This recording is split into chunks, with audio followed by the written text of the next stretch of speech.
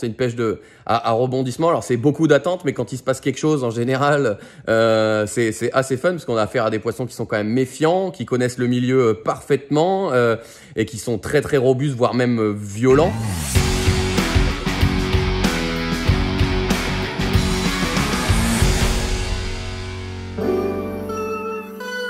Alors, je m'appelle Jean-Baptiste Morel, dit JB Morel.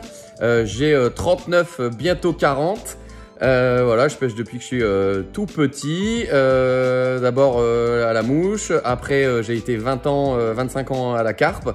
Et puis maintenant, je taquine de plus en plus le carnassier et géographiquement, comme j'ai déménagé, je pêche de plus en plus en mer aussi au bar.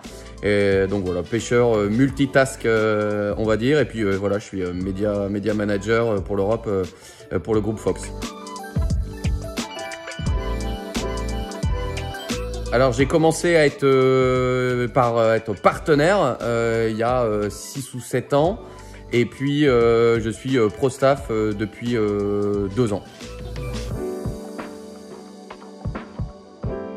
Alors, la carpe, c'est une pêche d'attente. C'est une pêche opposée. Alors, elle peut se faire du bord, opposée du bord sur des rodpods, donc sur la berge avec notre tente. Maintenant, de plus en plus aussi, elle se fait à bord de bateaux, des petits bateaux cabines qu'on récupère dans les ports et qu'on recycle en véritable habitation flottante. Et donc en fait, contrairement à la pêche du carnassier, en fait, on va pas avec l'électronique, on va pas rechercher les poissons, on va rechercher le signe, des signes de poissons et surtout des signes de zones où elles pourraient éventuellement se nourrir. Alors en fait, c'est plus une recherche de spot qu'une recherche de poissons à proprement parler. Donc en fait, c'est l'utilisation de l'électronique pour la pêche à la carpe, c'est essentiellement une pêche de prospection, puisqu'en fait on ne chasse pas le poisson comme on pourrait le faire au carnassier ou en mer. On cherche essentiellement des spots, donc des cassures, des zones où les fonds sont un peu plus durs, voire rocailleux, où il pourrait éventuellement héberger des écrevisses dont les carpes sont friandes. Donc en fait, on peut aussi trouver quelques poissons, mais aussi les trouver dans les herbiers. Donc c'est vraiment une pêche et une utilisation de l'électronique, on va dire oui, effectivement, de prospection plutôt que de chasse. Et donc c'est vraiment plus la nature des fonds et la localisation que l'on recherche plutôt que le poisson à proprement parler. Alors personnellement, moi j'utilise pour la carpe, j'ai plusieurs appareils, mais la plupart du temps j'utilise un HDS carbone en 7, qui est vraiment un petit combiné qui est parfait. Ça vient se mettre avec un système de pince à l'arrière du tableau arrière du Zodiac, avec une sonde 3 en 1 qui me permet avec une seule et même sonde d'avoir donc la 2D, la 3D, le side. Donc c'est vraiment, et puis en plus faire de la carto, donc c'est vraiment très très pratique. Ça évite, puisque comme on a un tout petit tableau arrière, ça évite de multiplier les sondes. Donc il faut faire vraiment quelque chose de très très simple. J'ai aussi un Elite 9 FS aussi qui va très très bien pour cette application, qui est même encore plus simplifiée. Puisqu'en fait, voilà, comme on les utilise sur des embarcations, des petites embarcations pneumatiques, on n'a pas besoin d'énormément de services en plus, comme voilà, une gestion des radars ou d'une sonde live, ce genre de choses. On va dire qu'on reste surtout sur des appareils basiques comme je l'ai dit, de 7 à 9 pouces.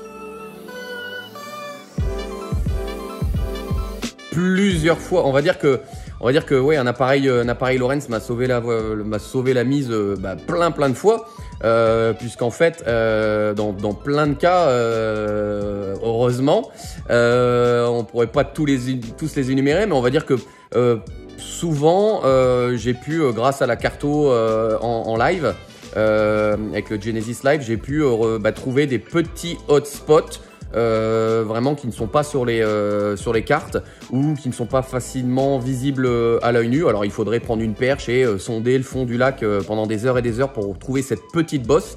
Et en fait, grâce au Genesis Live, sur un lac que je connaissais comme ma poche, sur le papier, j'ai réussi à découvrir un tout petit une toute petite hauteur avec un tout petit tombant. Et j'ai pu prendre un gros poisson l'hiver dernier de 26 kilos qui était complètement méconnu de ce plan d'eau. Donc c'était un poisson qui avait l'habitude de se nourrir là. Peu de gens pêchaient cette zone-là et en fait en y présentant un appât, eh ben en fait on a déjoué la méfiance de ce vieux poisson de souche. Voilà, après des exemples, il y en a énormément. On va dire que je pêche énormément les canaux et que le side a une grosse importance. Puisqu'en fait, les canaux, comme on le sait, c'est très linéaire, c'est très chiant, il se passe rien sur des kilomètres et des kilomètres. Et en fait, grâce au side, on peut trouver la petite irrégularité qui fait que, en fait, dès qu'il y a une irrégularité sur des centaines de mètres, voire des kilomètres de linéaire, cette petite irrégularité-là de berge, donc un effondrement, des vieilles pailles planches qui ont été laissées là lors de travaux, ou quelques pierres, en fait, ce micro-spot qu'on peut détecter grâce au side, en fait, ça c'est un hotspot sur 5 ou 10 km à la ronde de linéaire. Donc on va dire que l'électronique pour ce qui est de la prospection, c'est vraiment quelque chose qui vous sauve surtout en plus sur des étendues qui sont très grandes, quoi. Mon spot favori, moi, forcément, habitant dans le nord à la frontière belge, on va dire que je n'ai pas de grands lacs magnifiques comme on pourrait avoir dans le sud, le Salagou ou la forêt d'Orient, ou même carrément dans le sud-ouest, les grands lacs landais. Moi, j'ai même pas de belles rivières, on va dire. Les rivières ici sont salmonisées, donc j'ai plutôt des kilomètres et des kilomètres de canaux bétonnés ou plus ou moins sauvages. Donc on va dire, on s'adapte, hein, on est obligé de pêcher avec le milieu qu'on a. Alors c'est une pêche qui est assez compliquée parce que la densité de poissons, elle est très faible. On va dire que c'est pas ce genre d'endroits qui ont été réempoissonnés et tout. Donc c'est vraiment des poissons qui sont là naturellement avec le temps. Donc en fait il faut s'adapter et se tirer les cheveux pour s'arracher les cheveux pour trouver ces poissons. Alors après ça reste des carpes, hein, c'est-à-dire que quand on les a trouvés, c'est presque la pêche à la truite, hein, il suffit de poser pour les prendre. Mais c'est surtout de la localisation, c'est pour ça que vraiment l'électronique, une électronique fiable et pointue et précise, c'est vraiment super important, notamment pour ces canaux, puisque c'est vraiment chercher une aiguille dans une botte de foin, comme les gens qui pêchent les grands lacs. Donc on va dire que j'aime bien pêcher les grands lacs, mais on va dire que les canaux, par la force des choses, c'est ma pêche de prédilection et ma spécialité depuis une quinzaine d'années, parce que voilà, géographiquement parlant, je suis dans le pays des canaux, quoi. En fait, une anecdote, j'en ai plein, forcément, au bout de tellement d'années. Et puis, on va dire que la pêche de la carpe, c'est quelque chose, vraiment, c'est une pêche à rebondissement. Alors, c'est beaucoup d'attentes, mais quand il se passe quelque chose, en général, c'est assez fun, parce qu'on a affaire à des poissons qui sont quand même méfiants, qui connaissent le milieu parfaitement, et qui sont très robustes, voire même violents. Donc non, j'en ai pas spécialement, j'en ai une vraiment où une fois j'ai pris un très gros poisson. J'avais trouvé une zone dans un canal qui était complètement rempli de branches mortes en fait. C'était quasiment une forêt immergée, ce qui est très rare dans les canaux, puisqu'en général tout est nettoyé pour la navigation. Mais là il y avait vraiment une bordure qui était énormément pleine de branches. Et en fait, j'avais trouvé une petite zone propre pour déposer mon montage. Et en fait, j'ai eu un départ pendant la nuit. J'ai pris un poisson qui était vraiment gigantesque. Je pense que c'était de loin mon record sur ces canaux. Et en fait, l'anecdote, en fait, c'est que le poisson avait, malgré la prospection, il y avait une branche que j'avais oubliée. Et en fait, le poisson était passé sous une branche. Et en fait, le poisson attendait là, était bloqué en dessous. Donc, plus je tirais sur le fil, plus le poisson descendait parce que ça coulissait en bas de cette branche au fond. Et en fait, quand je donnais du mou, le poisson remontait, mais pas assez pour que je puisse le passer à l'épuisette. L'épuisette était trop grande. J'avais normalement une petite épuisette que j'avais prêtée à quelqu'un. Et en fait, je me suis retrouvé avec la grosse épuisette de carpiste au milieu des branches. Donc, l'épuisette passait pas.